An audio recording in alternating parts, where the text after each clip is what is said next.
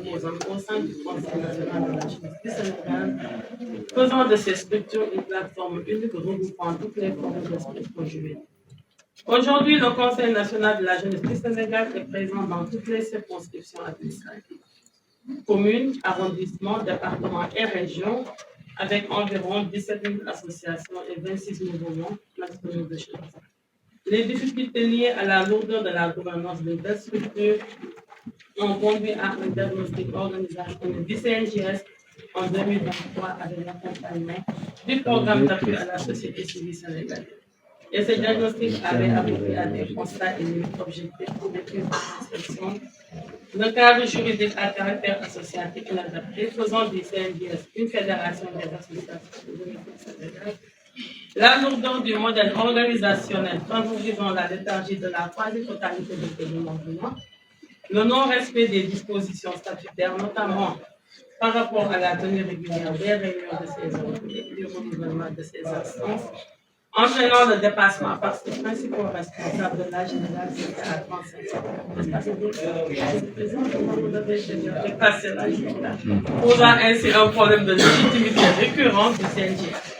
La faible fiabilité du mode électoral qui ne garantit pas forcément la représentativité des élus posés des jeunes qui sont censés représenter. Mesdames et messieurs, au regard de toutes ces limites et en application des très hautes instructions reçues des plus hautes autorités, à savoir son Excellence, Monsieur le Président de la République, Monsieur Harpay, Président de la République, et le Premier ministre, Ousmane Sonko, chef du gouvernement, qui veulent faire jouer à la jeunesse son rôle dans l'atteinte des objectifs déclinés au niveau de l'agenda national de transformation. J'ai mis en place, je vais mettre en place tout à l'heure, à la fin de mon comité de pilotage qui sera chargé de conduire la réforme du CNJS. Ce comité a pour principale mission de revoir dans la forme comme dans le fond ces structures appelées et à évoluer vers un organe consultatif plus représentatif et davantage conforme aux aspirations des jeunes de notre pays. Cet objectif doit nous conduire vers un conseil rénové dans son modèle organisationnel pour passer d'une structure fêtière des associations de jeunesse à un ordre souple, fonctionnel, légitime, représentatif et respectant les principes d'inclusion et d'équité territoriale. Pour y arriver, vous conviendrez avec moi que la composition, la forme, le mode électoral, la gouvernance, ainsi que le fonctionnement du CNJS doivent impérativement être révisés afin d'offrir aux jeunes du Sénégal un cadre auquel ils s'identifient le mieux possible. D'où toute la pertinence de cette réforme du Conseil.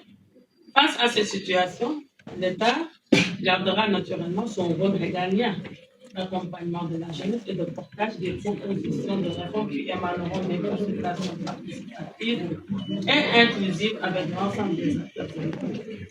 C'est pourquoi j'ai fait établir une feuille de route qui prescrit au comité de pilotage de me présenter dans un délai de 2 mois. Le délai, je le précise ici, le délai a déjà été entamé. Voilà, maintenant, c'est la complication. Et qu'en fin février, monsieur le directeur général de la jeunesse, vous devrez me présenter les conclusions que moi-même je transmettrai aux plus hautes autorités de ce pays.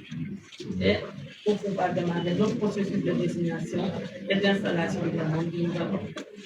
Dans ce cadre, le comité veillera au partage inclusif et participatif des résultats de l'étude diagnostique du CNJS et à la révision de ces textes réglementaires et juridiques articulés au niveau local.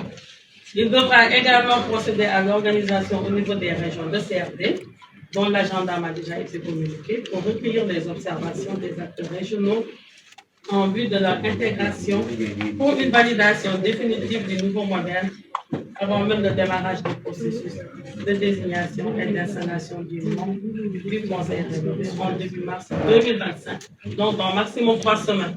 Mesdames et messieurs, chers membres du comité de pilotage, si j'ai tenu à ce que cette feuille de route soit déroulée dans un délai d'1 mois, c'est pour vous rappeler l'urgence pour les pouvoirs publics d'avoir des interlocuteurs suffisamment représentatifs à travers un nouvel organe, dont le renouvellement et la mise en place ne nécessiteront plus la mobilisation de ressources financières. C'est pourquoi je voudrais vous inviter à ne ménager aucun effort pour boucler tout le processus devant nous mener à l'installation de tous nos gouvernements. tout en vous réitérant l'engagement de l'État à tout mettre en œuvre en rapport avec les partenaires dans la conduite de ce processus jusqu'à son terme. Je voudrais vous exhorter à tenir les efforts nécessaires